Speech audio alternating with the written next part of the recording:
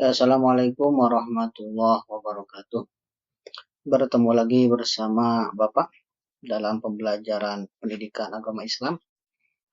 Kali ini kita akan belajar terkait materi adab menggunakan media sosial. Langsung saja ke materinya. Yang pertama adalah pengertian media sosial. Media sosial adalah teknologi interaktif yang memfasilitasi penciptaan, berbagi, dan agregasi konten seperti ide, minat, dan bentuk ekspresi lainnya di antara komunitas dan jaringan virtual. Lalu kita melihat dampak positif dari media sosial. Media sosial memiliki dampak positif beberapa, yaitu pertama, memudahkan berkomunikasi. Yang kedua, memudahkan dalam mencari informasi. Yang ketiga, sarana untuk mengembangkan bisnis. Yang keempat, sarana hiburan. Dan yang kelima, sarana pembelajaran.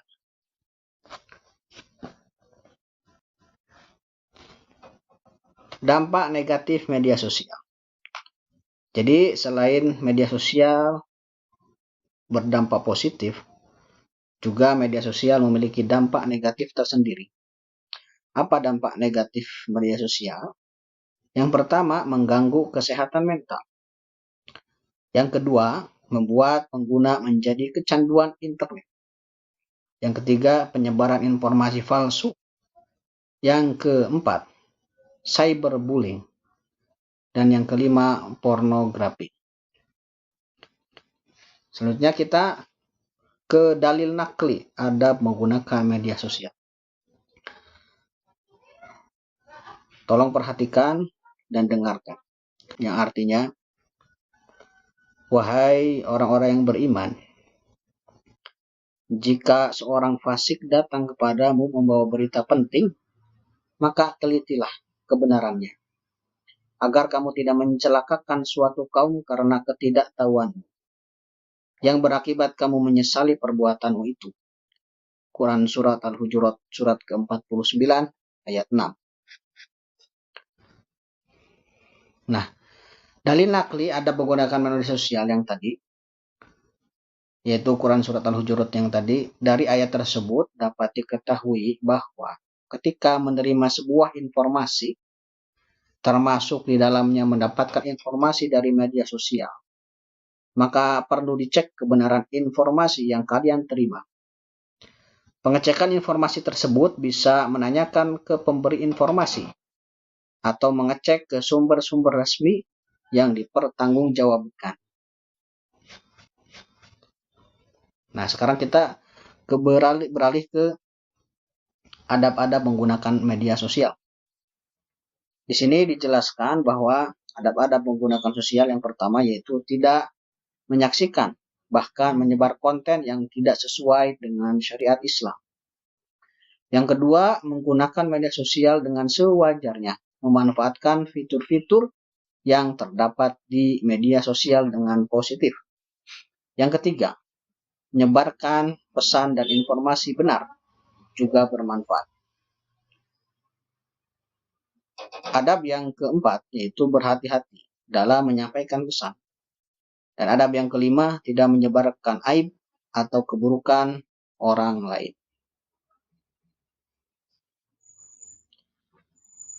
Oke, kita bisa tahu akibat tidak menerapkan adab dalam menggunakan media sosial. Akibatnya yaitu yang pertama, penggunaan media sosial yang berlebihan.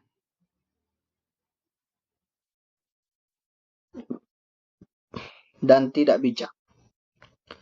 Terjadi cyberbullying yang menyebabkan gangguan psikis. Kemudian akibat tidak menerapkan adab menggunakan media sosial yang ketiga yaitu tersebarnya informasi yang bersifat privasi, mengganggu kegiatan belajar. Selanjutnya, masuk ke ranah hukum jika mengunggah sesuatu yang melanggar norma-norma. Lalu selanjutnya, segala keburukan yang dilakukan menjadi jejak digital. Dan yang terakhir, mengurangi makna silaturahmi. hikmah dalam menerapkan adab menggunakan media sosial. Yang pertama, itu mendapat pahala dengan mengunggah konten-konten positif. Yang kedua, mendapat respek dari orang lain karena menyebar konten positif. Yang ketiga, menambah relasi. Yang keempat, terhindar dari informasi tidak benar. Dan yang kelima, terjalin pertemanan yang positif dan harmonis. Itulah hikmah apabila kita menerapkan adab menggunakan media sosial. Lalu penerapannya. Adab-adab menggunakan media sosial yang bisa diterapkan dalam kehidupan sehari-hari adalah dengan tidak menuliskan pesan atau komentar buruk terhadap orang lain, serta berhati-hati dalam mengunggah apapun di media sosial. Jadikan media sosial sebagai platform positif untuk mengembangkan diri dan menyebarkan atau membuat konten-konten yang bermanfaat. Terima kasih.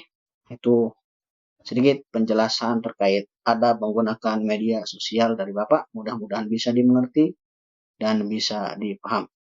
Ucapan terima kasih ditutup. Wassalamualaikum warahmatullahi wabarakatuh.